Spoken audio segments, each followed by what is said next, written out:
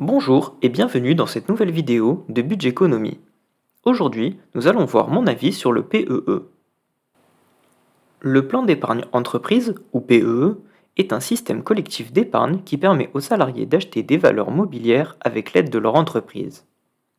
Le PEE est un produit d'épargne qui est obligatoirement proposé dans les entreprises si celles-ci ont mis en place une participation.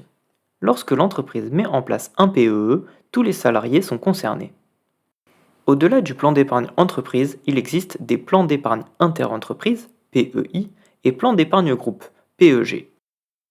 Quel que soit le plan d'épargne proposé par votre entreprise, que ce soit un PEE, un PEI ou un PEG, ils régissent tous sous les mêmes règles.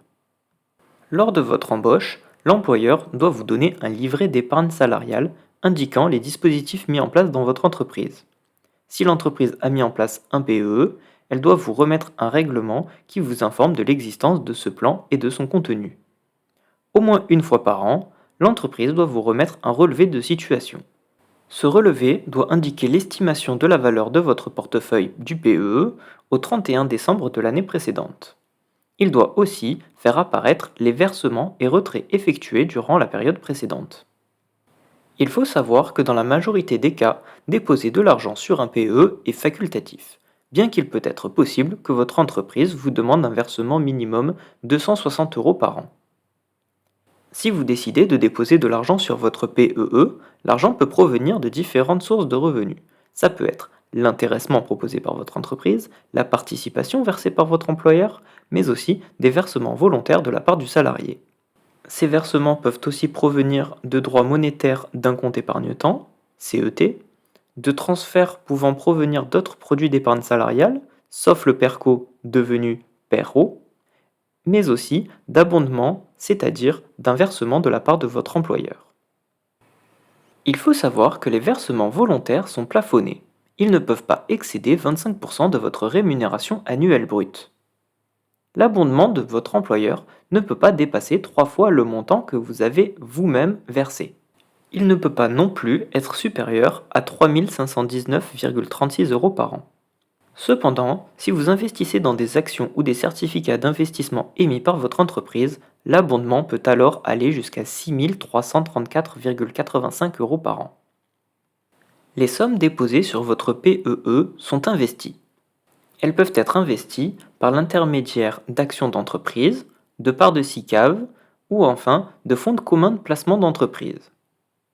Une partie des sommes versées sur le PEE doivent être investies dans les parts d'entreprises solidaires d'utilité sociale. Intéressons-nous à présent au retrait de vos avoirs. Les sommes placées sur votre PEE sont bloquées pendant une période de 5 ans minimum. Il existe cependant certains cas de déblocage anticipé, notamment pour les motifs suivants: mariage ou conclusion d'un PACS, naissance ou adoption du troisième enfant, acquisition, construction, agrandissement ou remise en état de votre résidence principale, mais aussi la création d'une entreprise.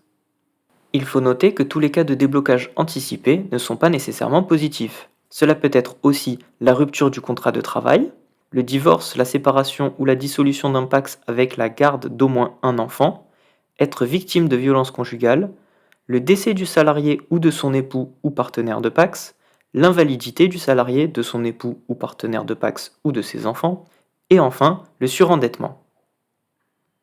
Il faut savoir que la demande de déblocage anticipé doit intervenir 6 mois après l'événement.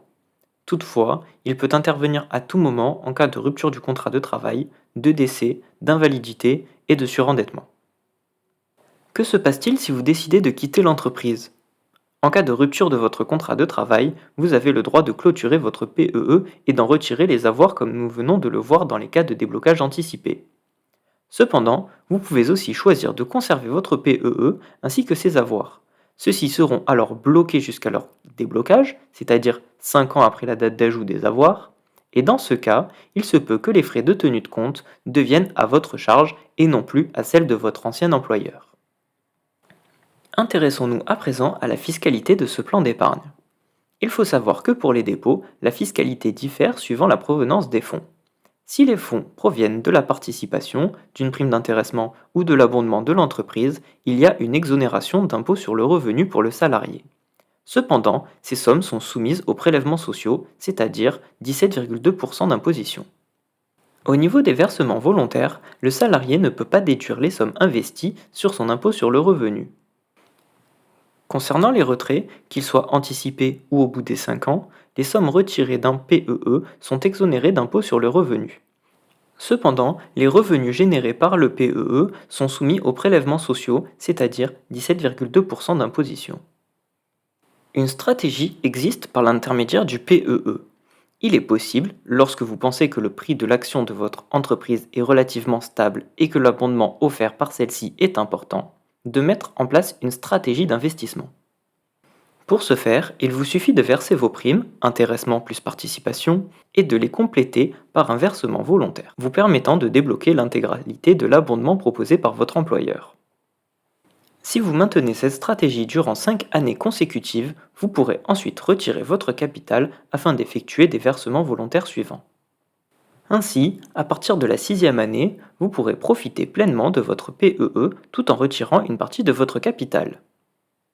Si nous partons de l'exemple d'un PEE n'appliquant pas cette stratégie, avec un versement volontaire annuel de 4 000 € et un abondement de 3 000 €, vous voyez que le capital total grandit de 7 000 € par an pour atteindre 49 000 € la 7e année. Si nous appliquons la stratégie proposée précédemment, nous pouvons voir que le capital total du PEE reste bloqué à 35 000 €. Il s'agit de 35 000 € de capital bloqué, auquel se rajoutent 7 000 € de retrait par an. Si nous retirons alors les versements volontaires à hauteur de 4 000 €, nous pouvons voir que le salarié peut effectuer un retrait net à hauteur de l'abondement proposé par son entreprise. Le salarié vient alors de s'offrir un revenu passif de 3 000 € annuels.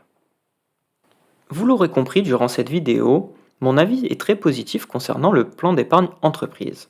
Que ce soit au niveau de l'optimisation fiscale, de l'abondement que propose l'employeur, mais aussi par l'utilisation de la stratégie que je viens de vous présenter, je ne vois que des avantages à ce placement.